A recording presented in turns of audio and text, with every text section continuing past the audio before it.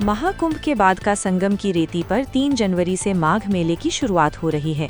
माघ मेले के शुरू होने में महज 5 से 6 दिन शेष बचे हैं, लेकिन स्थिति यह है कि यहाँ अभी तक तमाम साधु संतों व विभिन्न संस्थाओं को जमीन तक आवंटित नहीं हो पाई है। जिन्हें जमीन मिल गई है वो अपने शिविर में सुविधा पाने के लिए अफसरों का चक्कर काट रहे हैं।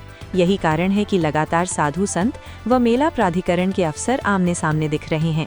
सवाल यह उठता है, जो माघ मेला 800 हेक्टेयर में बसने जा रहा है, उसके बाद भी यहाँ जमीन के लिए मारामारी क्यों हो रही है?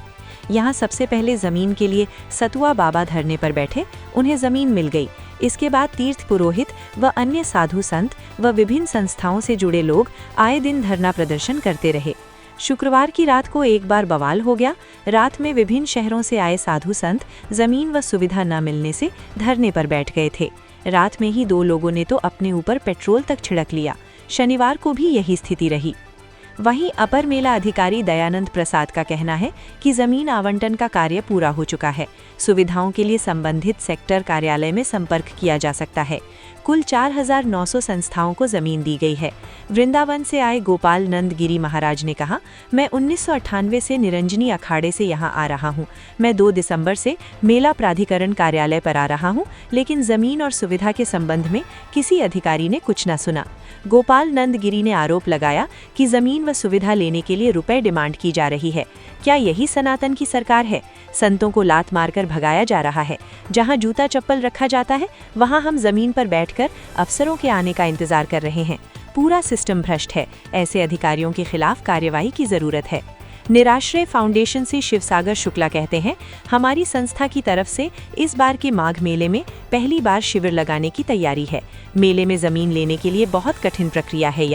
यहाँ पता चला कि जमीन चाहिए तो पेट्रोल छिड़कना होगा या धरना प्रदर्शन करना होगा।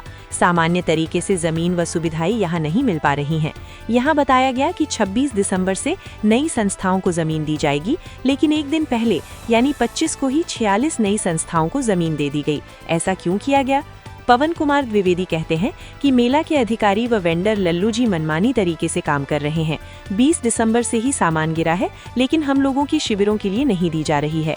वो कहते हैं कि यदि हमें सुविधा नहीं दी जाती है तो हम लोग भी आत्मदाह को मजबूर होंगे। पूर्व deputy commissioner doctor Shyamdhar Tiwari भी जमीन के लिए यहाँ धरने पर बैठे दिखे।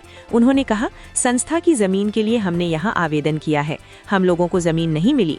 यहाँ सिर्फ साधु संत व संस्थाओं से जुड़े लोग ही नहीं, बल्कि रेहड़ी पटरी वाले भी जमीन के लिए परेशान हैं। उनका कहना है कि माघ मेला क्षेत्र में दुकान लगाने के लिए 45,000 रुपए मांगे जा रहे हैं।